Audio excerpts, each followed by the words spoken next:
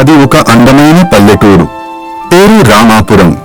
అత్త అన్నపూర్ణ, కోడలు శ్రీ, కొడుకు రాఘవతో కలిసి జీవిస్తున్నారు.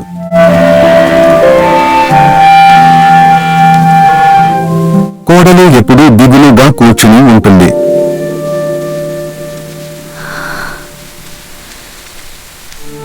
పని ఉంది, కానీ మనసు మాట్లాడుకోవడానికి ఎవ్వరూ లేరు.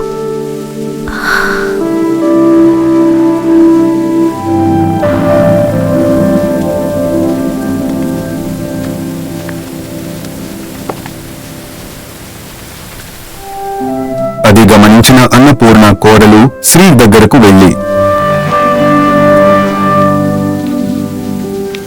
ఇంతమంది మధ్య ఉన్నా నాకు ఒంటరిగా అనిపిస్తుంది అత్తయ్య. ఇంటి పని ఉంటే ఒంటరిగా అనిపించదమ్మా, మనసు బిజీగా పెట్టుకోవాలి. నేను కూడా ఈ ఇంటికి కొత్తగా వచ్చినప్పుడు ఇదే అనుభవించాను. మంచి కాఫీ స్మెల్ వస్తుంది. పక్కింట్లో లక్ష్మి ఉంటుంది. లక్ష్మి చాలా చలాకీగా ఉంటుంది. అందరితో కలిసి ఉంటుంది. మనం మాట్లాడుకుంటే వర్షం ఇంకా బాగుంటుంది. అయ్యో, వర్షం ఎంత బాగుంది. కాఫీ రెడీనా? ఇప్పుడే చేస్తానక్క. ఆ రోజులు ఎంత బాగుండేవి, గుర్తుందా?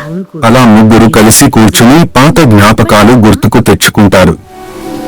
ఈ వానలో ఇలా కూర్చుంటే ఎంత బాగుందో లేదా, మనసంతా చల్లబడిపోతుంది.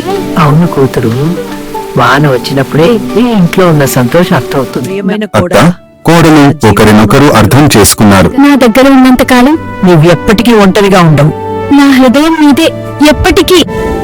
అత్త కోడలు ఇరుగు పొరుగు వారితో కలిసి మాట్లాడుతూ సంతోషంగా ఉండేవారు.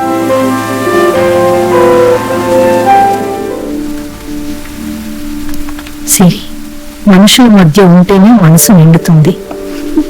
నేను అర్థం చేసుకోలేదు ముందు. అత్తయ్య, మీరెలా మాట్లాడితే నాకు చాలా సంతోషంగా ఉంది అంటూ కోడలు కలిసి ఉండే సంతోషం గురించి చెప్పింది. అలా ముగ్గురు కూర్చుని కలిసి కాఫీ తాగుతూ చాలాసేపు మాట్లాడుకుంటూ ఉండగా అప్పుడే అక్కడకు వచ్చిన కొడుకు రాఘవ కూడా ఆ సంతోషంలో పాలు పంచుకున్నారు. మనం కలిసి ఉండాలి, మాట్లాడుకోవాలి. ఇలాంటి వాళ్ళతో ఉంటే ఒంటరితనం ఎక్కడుంటుంది అత్తయ్య? అలా ముగ్గురు కూర్చుని కలిసి కాఫీ తాగుతూ చాలాసేపు మాట్లాడుకుంటూ ఉండగా మనిషి ఒంటరిగా బలంగా ఉండొచ్చు, కాని మనుషుల మధ్య ఉన్నప్పుడు మాత్రమే మనసు సంతోషంగా ఉంటుంది.